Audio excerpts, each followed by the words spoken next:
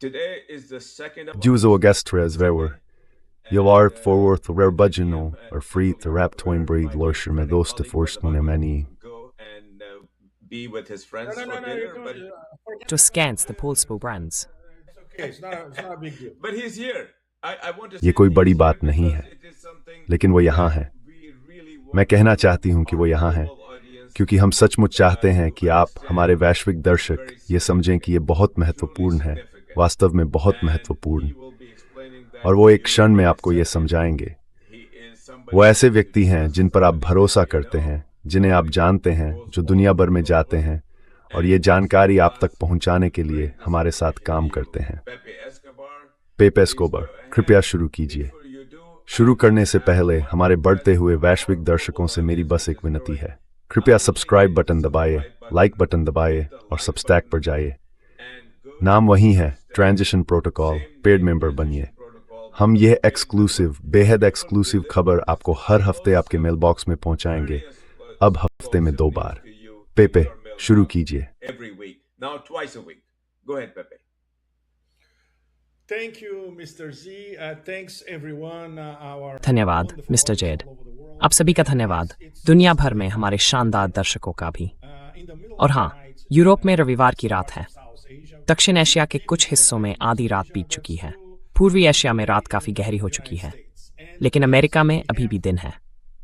और हाँ, हमारे पास कुछ बिल्कुल एक्सक्लूसिव है। दरअसल ये एक के बाद एक बड़े खुलासे हैं। हर दिन ऐसा नहीं होता कि खुफिया जानकारी और बेहद अहम कूटनीति के मामले में इतने गंभीर खुलासे हों। ये उन्हीं मौकों में से एक है। और ये जाहिर है, ईरान के खिलाफ एक बिल्कुल विनाशकारी नए हमले के मामले में अमेरिका के पीछे हटने के तुरंत बाद ही होना था। तो अब तक आप सभी को इस बारे में अमेरिकी नैरेटिव पता ही होगा, खासकर व्हाइट हाउस का नैरेटिव। लेकिन हमारे पास असली कहानी है। But we have the real story. And we have the real story from one of the main characters. और हमारे पास इस ग्रीक त्रासदी, ग्रीक ड्रामे या फिर अरिस्टोफेंस की ग्रीक कॉमेडी के मुख्य किरदारों में से एक की असली कहानी है। इसका फैसला आपको करना है। तो सबसे अहम जानकारी, और कृपया ध्यान रखें, यह पूरी तरह एक्सक्लूसिव है और सीधे शीर्ष स्तर के खिलाड़ियों में से एक से आ रही है। इसलिए हमारे लिए ये जानकारी मिलना एक विशेष अवसर है। बेशक हमारे पास हर बात की दोबारा पुष्टि करने पर्याप्त समय नहीं था, खासकर ऐसी बातों की जो मेरे मामले में, उदाहरण के लिए, रूस से जुड़ी हों।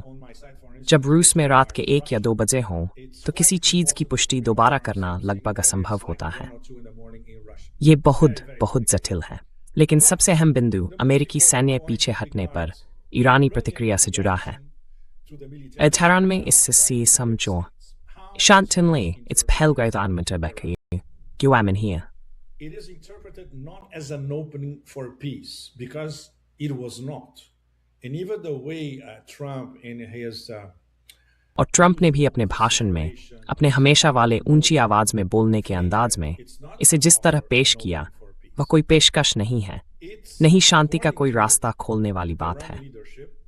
तेहरान के नेतृत्व के मुताबिक, और इसमें राजनीतिक और सैन्य दोनों नेतृत्व शामिल हैं, यह इस बात की पुष्टि है कि वॉशिंगटन अपनी दबाव बनाने की क्षमता की हद तक पहुंच चुका है। ये बेहद अहम है क्योंकि अब तक, खासकर पिछले कुछ दिनों में, दोनों तरफ से दबाव बनाने की क्षमता की लड़ाई चल रही है। भले ही ट्रंप के व्हाइट हाउस के पास खेलने के लिए बहुत से पत्ते नहीं थे, अगर कोई थे भी, और ईरानी ये हमेशा से जानते थे, क्योंकि पत्ते उनके पास हैं और समय भी वही तय करते हैं।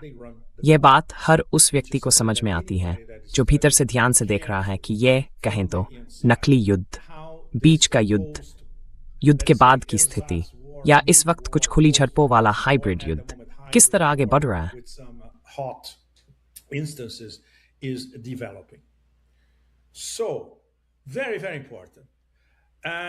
तो ये बहुत महत्वपूर्ण है।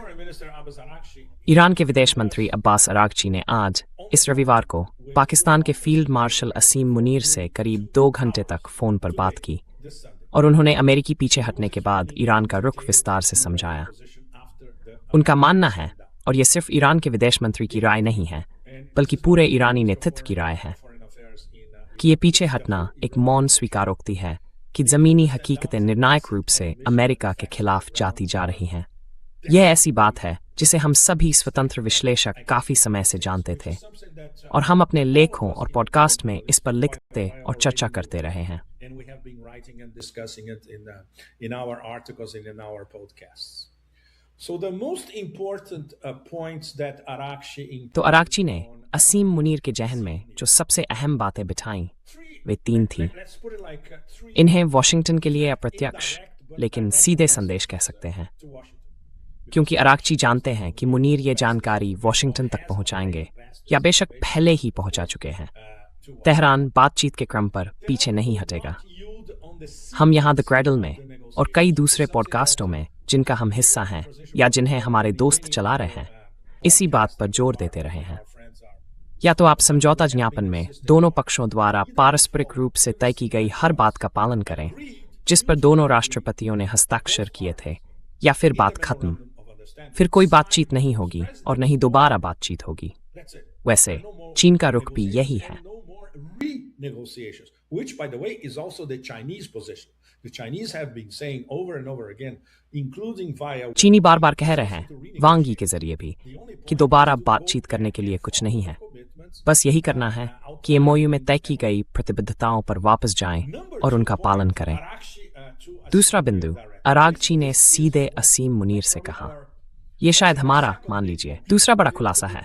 बड़ा खुलासा यह है कि वे इस तनावरोधी कदम को शांति के अवसर के तौर पर नहीं देखते, वे इसे कमजोरी की निशानी मानते हैं। और यह उन सब में दूसरा सबसे बड़ा खुलासा है। ईरानी ऊर्जा ढांचे पर हमला, जैसा कि शायद इस सप्ताहांत हो सकता था, अमेरिका के खाड़ी साझेदारों की ऊर्जा संपत्तियों के खिलाफ 10 के मुकाबले 1 की प्रतिक्रिया को ट्रिगर करेगा। मैं दोहराता हूं, 10 के मुकाबले 1। दरअसल, Tersno Isanage, Breizebustan Pictoth with Ketchup Hiwo, Namisis with Golga, is Baraport Kia. And I was the Twitameme, our Plego Jusa Mevid. In my song. If you attack us, we're going to attack you in double. And the Yemenis, the strategy of Ansar Allah and और यमनियों की बात करें तो अंसार अल्लाह और यमनी सशस्त्र बलों की रणनीति भी 2 के बदले 1 की है। अब अरागची कह रहे हैं कि अगर अमेरिका ईरान के बिजली प्रतिष्ठानों, ऊर्जा ढांचे पर हमला करता है तो जवाब पूरे फारस की खाड़ी में और उससे आगे 10 के बदले 1 होगा। बहुत बहुत महत्वपूर्ण। और तीसरा बिंदु, माफ कीजिए, तीसरा बिंदु यह है कि नेतृत्व, और इसे हम नेता मुज्तबा खामेनी, सर्वोच्च राष्ट्रीय सुरक्षा परिषद, अमेरिका के साथ वार्ता करने वाले लोग, बातचीत की मेज पर मौजूद लोग, मजलिस यानी संसद, और तेहरान में शीर्ष स्तर पर सरकार के पूरे ढांचे के रूप में देख सकते हैं। वे पूरी तरह आश्वस्त हैं कि ट्रंप के पास कोई व्यावहारिक सैन्य या राजनीतिक रास्ता नहीं है, सिवाय उसके जिसे ईरानी पश्चिम एशिया से व्यापक अमेरिकी पीछे हटने के रूप में पेश करते हैं। हम अभी वहां नहीं पहुंचे हैं।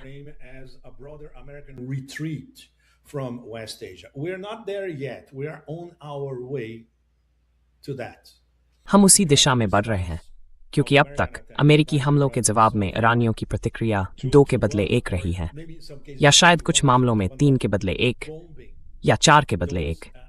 वे उन अमेरिकी ठिकानों पर बार बार बमबारी कर रहे हैं। उनमें से कुछ अब पूरी तरह तबाह और बर्बाद हो चुके हैं। उद्देश्य वही है जिसे ईरानियों ने शुरुआत से ही बताया था। फरवरी के आखिर या मार्च की शुरुआत में, युद्ध के शुरुआती दौर में, वह उद्देश्य है पश्चिम एशिया में फैले अमेरिकी सैन्य ठिकानों के साम्राज्य से अमेरिका को बाहर निकालना।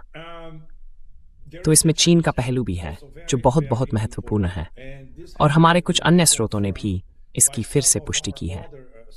बात यह है कि मैं इसे उन्नयन नहीं कहूंगा, लेकिन ईरान के पास चीनी बेदो सैटेलाइट नेविगेशन आर्किटेक्चर के संदर्भ में जो कुछ भी है उसका प्रक्षारण इस सिस्टम में कुछ अतिरिक्त तत्व भी जोड़ जाएंगे।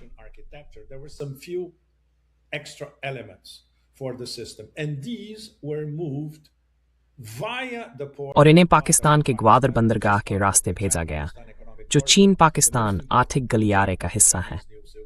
ये चीन के न्यू सिल्क रोड्स की सबसे अहम परियोजना है। फिर इन्हें जमीनी रास्ते से ईरान पहुंचाया गया, मूलतः 27 जुलाई से लेकर आज रविवार 2 अगस्त तक के समय खंड में। तो इसका मतलब है कि निशाना साधने की सटीकता, इलेक्ट्रॉनिक युद्ध के प्रति क्षमता, संचार सुरक्षा, जो भी कहें, इन सब मामलों में ईरान अब बिल्कुल एक नए स्तर पर पहुंच गया है, उस बहुत अच्छे स्तर से भी कहीं बेहतर जिस पर वह सिर्फ कुछ दिन पहले ही था। और ठीक है, भले ही हम इसे कोई बड़ा धमाका न माने, ठीक है, ठीक है। Even if we don't consider this a bombshell, okay, all right, but let's consider bombshell number 3, and this one is लेकिन अब तीसरे बड़े खुलासे पर गौर करते हैं, और ये बिल्कुल पक्की खबर है। बातचीत की मेज के जो अवशेष बचे हैं वहीं मौजूद लोगों से आई हैं। इसे ऐसे कहें, अंदाजा लगाइए, तेहरान में अराक्ची को 40 मिनट का फोन किसने किया? यूएई के राष्ट्रपति मोहम्मद बिन जायद ने। खुद एमबीजेड ने अराक्ची को फोन किया। हम में से कई लोग सोच रहे थे कि शायद ऐसा कुछ महीनों बाद हो सकता है, लेकिन ये इसी सप्ताहांत हो गया। एमबीजेड ने अराक्ची से क्या कहा? मूल रूप से उन्होंने कहा कि अबू धाबी तेहरान के साथ एक टिकाऊ दीर्घकालिक रिश्ता स्थापित करना चाहता है। ये बिल्कुल चौंकाने वाली बात है, क्योंकि युद्ध से पहले यूएई का पूरा रुख जो 28 फरवरी को शुरू हुआ था, और युद्ध के शुरुआती चरणों में या कहें 40 दिन के युद्ध के दौरान उसका रुख इस फोन कॉल के साथ पूरी तरह ढह गया। और ये फोन उस व्यक्ति की तरफ से आया जो यूएई में अकेला फैसला लेने वाला है, वही है।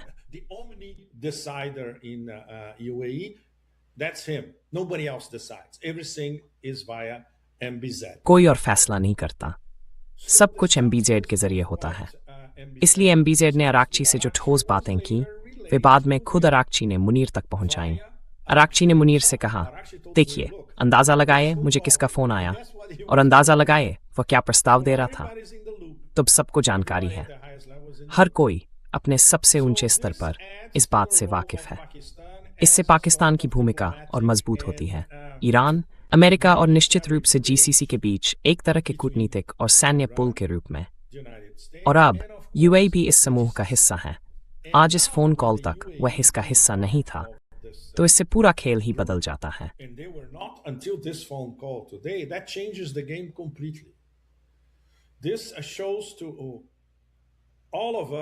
ये हम सबको और आप सबको, यानी हमारे दर्शकों को दिखाता है कि 6 महीनों में पहली बार यूएई अब ईरान के साथ किसी तरह की समझ बनाना चाहता है, और ये यूएई में हर फैसला लेने वाले एकमात्र व्यक्ति के जरिए हो रहा है, क्योंकि वहां की व्यवस्था बेहद केंद्रीकृत है। तो इन लगातार सामने आए बड़े खुलासों की व्यापक व्याख्या क्या है? वह यह है कि ईरान, और ये दिलचस्प है क्योंकि उन्होंने कमोबेश पहले ही संकेत दे दिए थे कि वे क्या करने जा रहे हैं। और जाहिर है, अमेरिकी मुख्यधारा मीडिया में, पूरे पश्चिम में, अटलांटिकवादी नाटो स्टैंड धुरी में लगभग किसी ने इस पर यकीन नहीं किया। किसी को भरोसा नहीं था कि उनके पास इसे अंजाम देने की क्षमता होगी।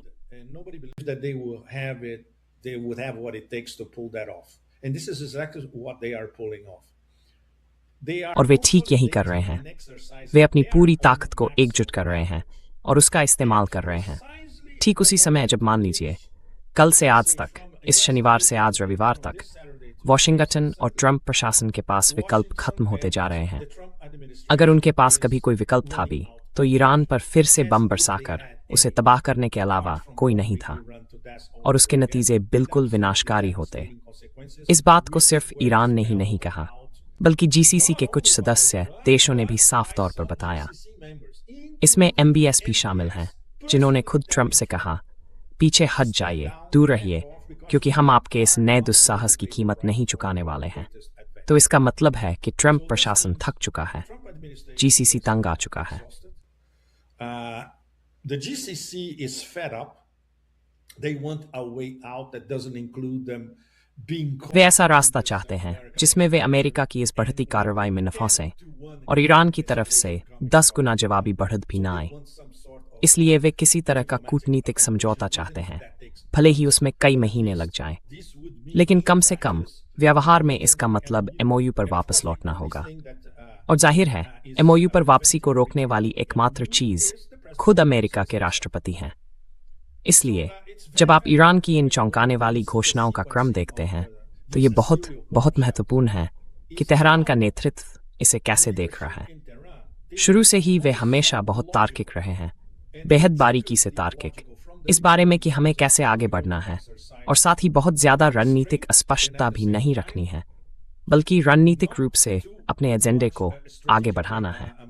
but being strategically advancing our agenda. So they concluded correctly. तो उन्होंने कई बहुत अहम बातें सही ढंग से समझी, और ये सिर्फ इस वीकेंड की बात नहीं है।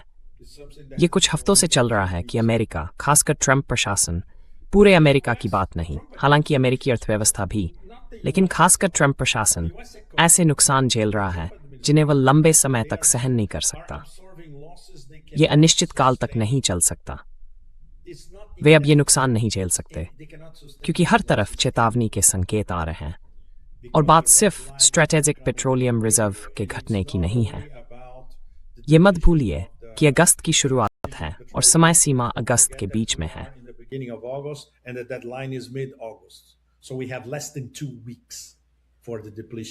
तो संसाधन खत्म होने में हमारे पास 2 हफ्ते से भी कम समय है।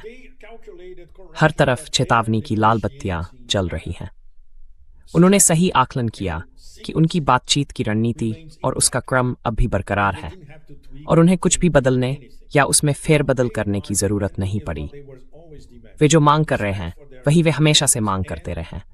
उनके रुख का सम्मान किया जाए और मूलतः एमओयू में बताए गए उनके चरणों की श्रृंखला का पालन किया जाए, ताकि हम उस अंतिम लक्ष्य तक पहुंच सकें, यानी समझौता ज्ञापन के बाद किसी डील की दिशा में रास्ता खुल सके। तो पाकिस्तान की भूमिका फिर से सामने आ गई है। यह अहम है क्योंकि पाकिस्तान एक बार फिर ईरान, अमेरिका और जीसीसी के बीच पुल है, और अराक्ची की आसिम मुनीर से हुई इस फोन कॉल ने पूरी प्रक्रिया को फिर से पटरी पर ला दिया।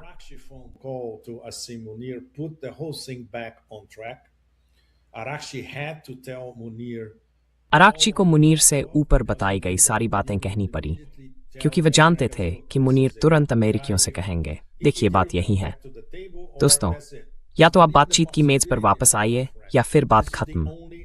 निकलने का कोई दूसरा रास्ता तक नहीं है। शहर में यही एकमात्र रास्ता है और कोई दूसरा नहीं होगा।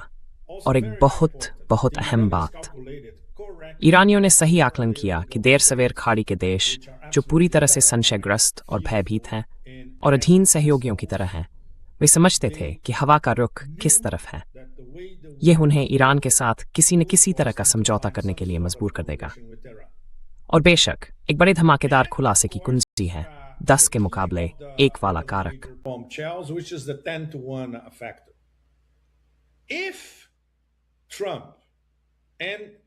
अगर ट्रंप और ट्रंप प्रशासन, आखिरकार ठीक है, यह इस सप्ताहांत नहीं हुआ, लेकिन यह विकल्प अभी भी मौजूद है। यह कभी भी हो सकता है। मत भूलिए, हम वॉशिंगटन और पश्चिम एशिया में बेहद ज्यादा अस्थिरता के दौर से गुजर रहे हैं। अगर वे हमला करते हैं तो पूरे पश्चिम एशिया में अमेरिका के सभी साझेदारों के लिए इसकी कीमत बिल्कुल असहनीय होगी। और ये सिर्फ जीसीसी और फारस की खाड़ी तक सीमित नहीं है, इसमें हर कोई शामिल है, और सबसे ज्यादा जॉर्डन। तो मूल रूप से मैं कहूंगा कि ईरान और पाकिस्तान के बीच कल और आज हुई बातचीत में जो हुआ उसका यही सार है। हाँ, मैं ibersidere bore colasiu se quem for.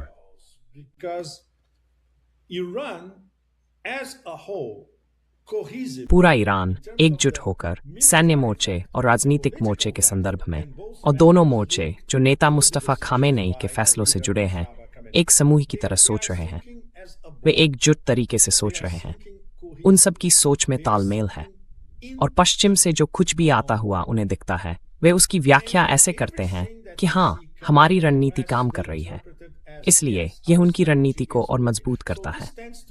उनकी रणनीति है एक निश्चित स्तर तक संयम रखना, लेकिन फिर फोर्ड जब हम जवाब दें तो वह विनाशकारी होना चाहिए, और हमें अमेरिकियों को यह दिखाना होगा कि आज हम उन पर जो कीमतें थोप रहे हैं दिन ब दिन, वे उनके लिए बिल्कुल असहनीय होती जा रही हैं।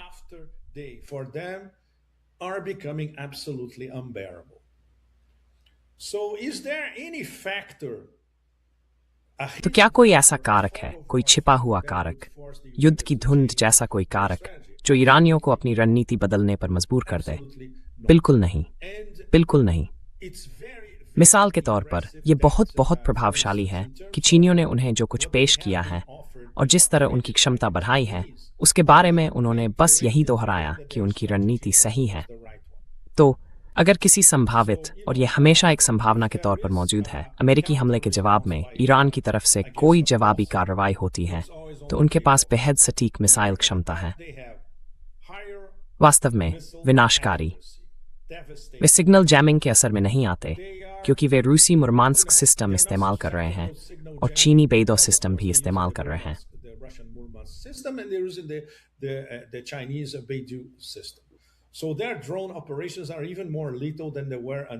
इसलिए उनके ड्रोन ऑपरेशन हाल तक की तुलना में और भी ज्यादा घातक हैं। उनके लिए लक्ष्य की पहचान करना, पश्चिम एशिया और उससे आगे कहीं भी कोई भी लक्ष्य बहुत बहुत आसान है। इसका मतलब है कि ईरानी कमांड ढांचे अमेरिकी इलेक्ट्रॉनिक हमलों से लगभग अभेद्य हैं। तो आप समझिए, यह बलों का एकीकरण है।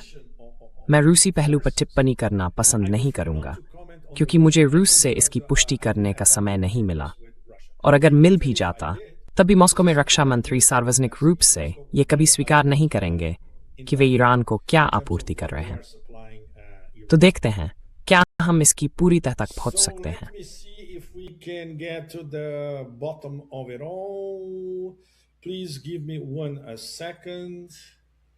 मुझे 1 सेकंड दीजिए।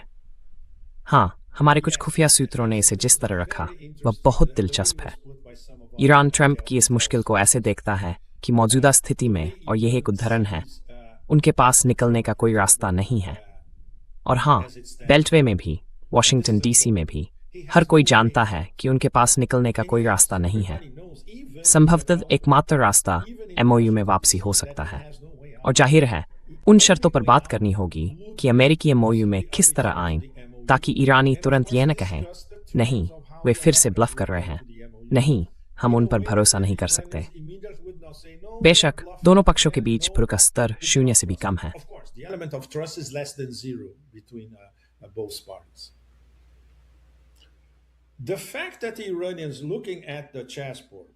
ईरानियों ने जब शतरंज की बिसात को देखा, सैन्य युद्ध क्षेत्र को देखा, जवाबी कार्रवाई के बढ़ते क्रम को देखा और युद्ध के राजनीतिक पुनर्गठन को देखा जो हर दिन होता है, तो इन सभी अहम बिंदुओं का हिसाब लगाने के बाद उनका निष्कर्ष बिल्कुल साफ है।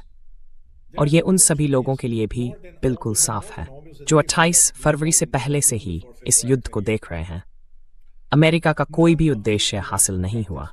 इनमें शामिल था ईरान की सैन्य क्षमता को नष्ट करना।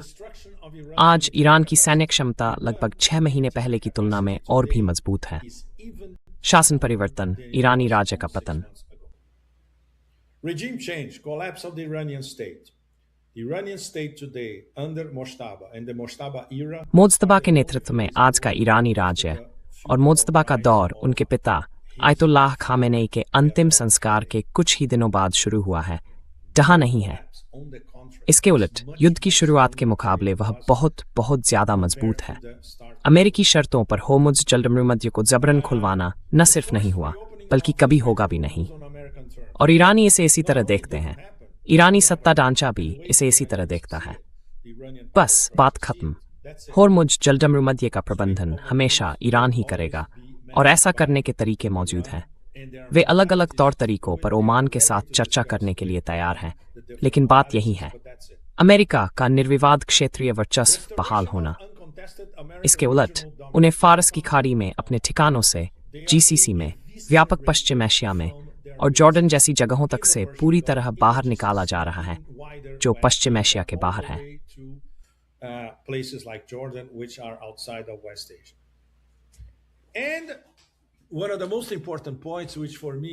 और सबसे अहम मुद्दों में से एक जो मेरे लिए खास तौर पर बहुत करीब का है, क्योंकि मैं इस कहानी को लगभग 2 दशकों से फॉलो कर रहा हूँ। दरअसल वह है चीन और रूस के साथ ईरान का और गहरा एकीकरण। इसके उलट ईरान, चीन और रूस आज 6 महीने पहले की तुलना में भी ज्यादा एकीकृत हैं।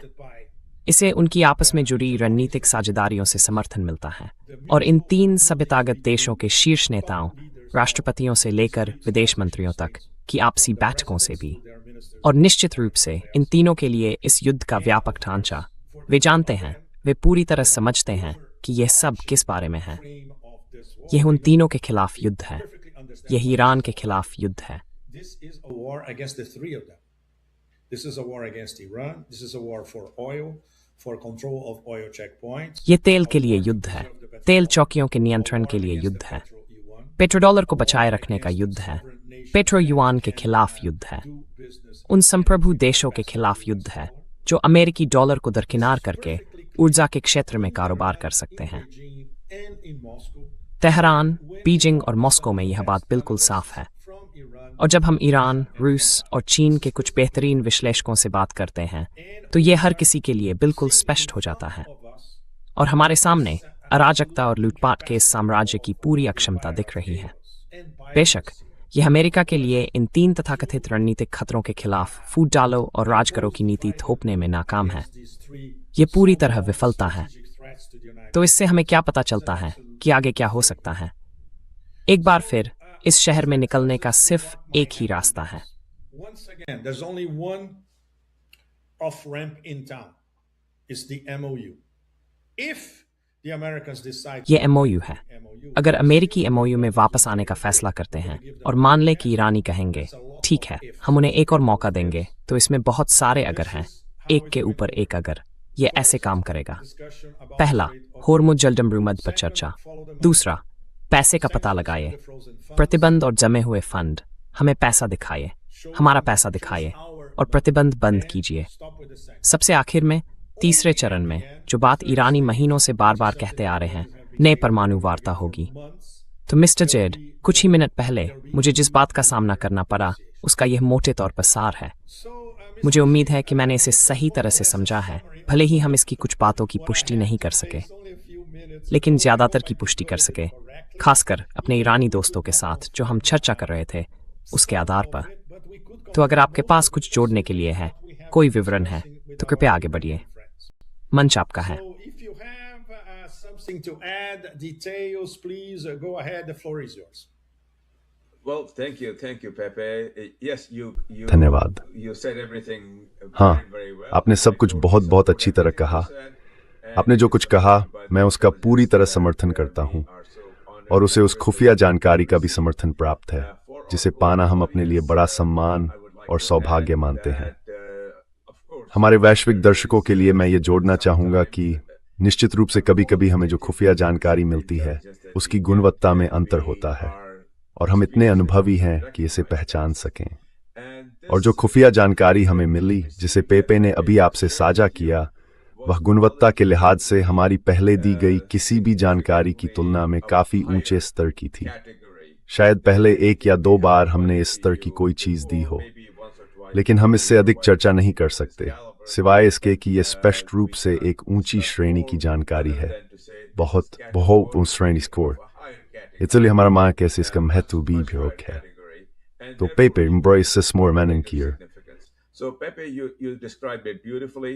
I would like to add a couple of points which you did not discuss. मैं कुछ बातें जोड़ना चाहूंगा जिन पर आपने इतनी विस्तार से चर्चा नहीं की, लेकिन मुझे बताया गया है कि ईरान की गणना में वे अहम हैं। बात यह है कि इस वक्त ईरान की युद्ध क्षेत्र को देखने की क्षमता 2 दिन पहले की तुलना में भी कहीं ज्यादा है। मेरा मतलब है सचमुच सिर्फ 2 दिन पहले।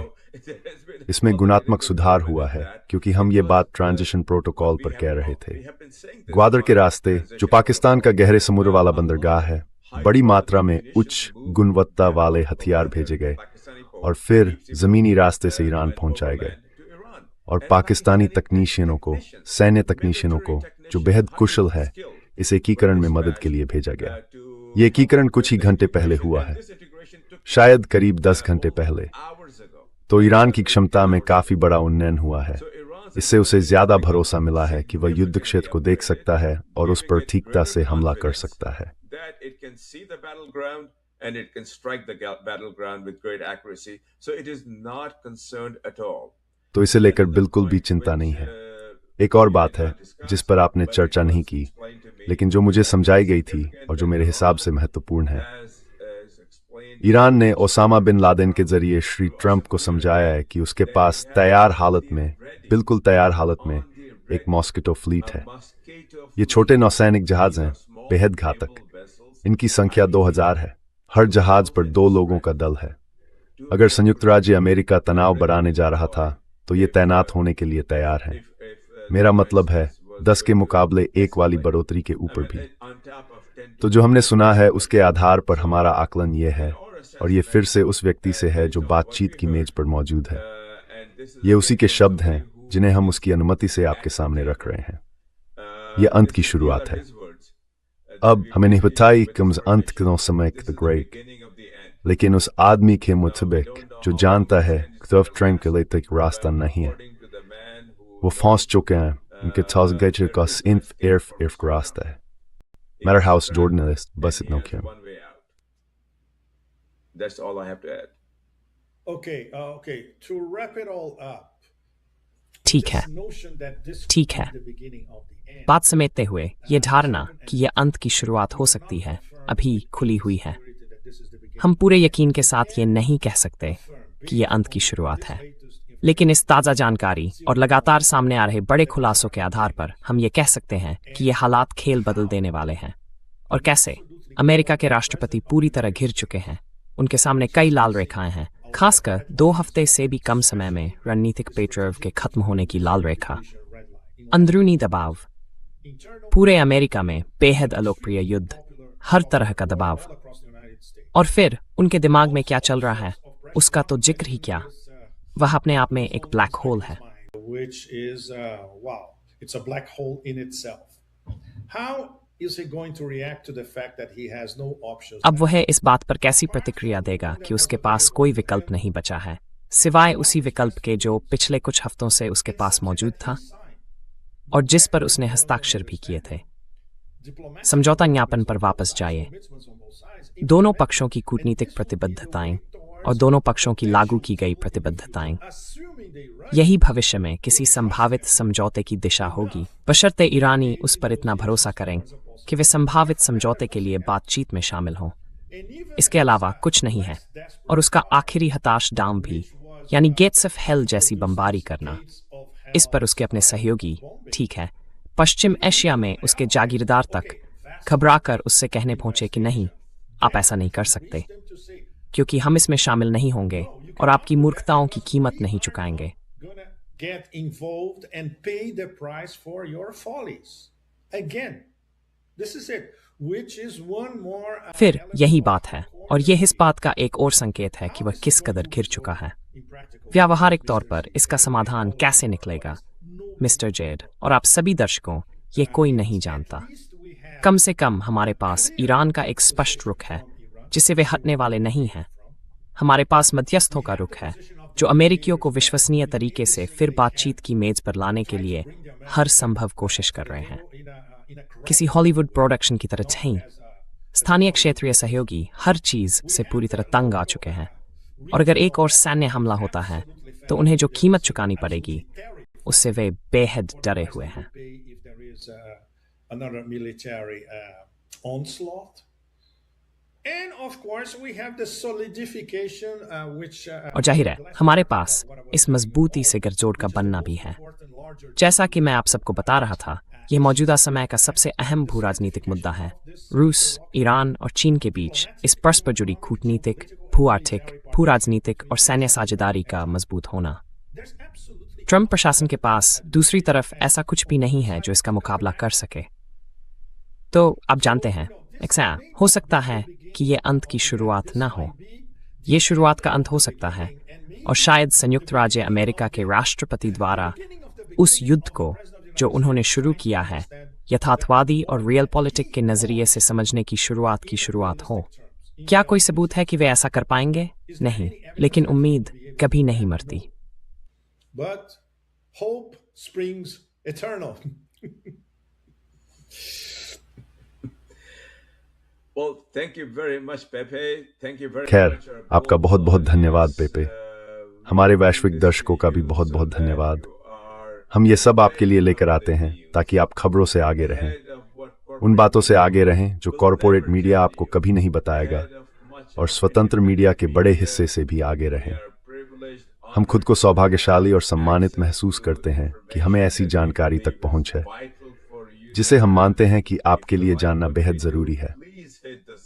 अगर आपको हमारा काम पसंद है तो कृपया सब्सक्राइब बटन दबाइए, लाइक बटन भी दबाइए, और कृपया हमारे सबस्टैक ट्रांजिशन प्रोटोकॉल पर जाइए हम इसे आपके लिए हफ्ते में 2 बार पहुंचाएंगे, न कि हफ्ते में 1 बार या 2 बार नहीं, क्योंकि प्रतिक्रिया बेहद जबरदस्त और सकारात्मक रही है।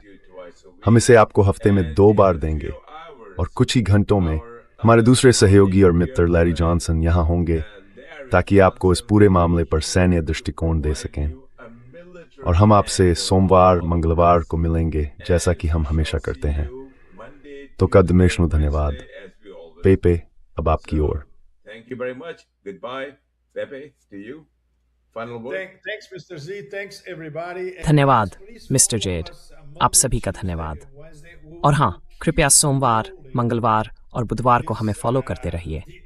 हम इन सनसनीखेज खुलासों की इस श्रृंखला को खोलते जाने का सिलसिला जारी रखेंगे। हाँ, फ्रैंक जैप्पा को याद रखिए, यातना कभी नहीं रुकती।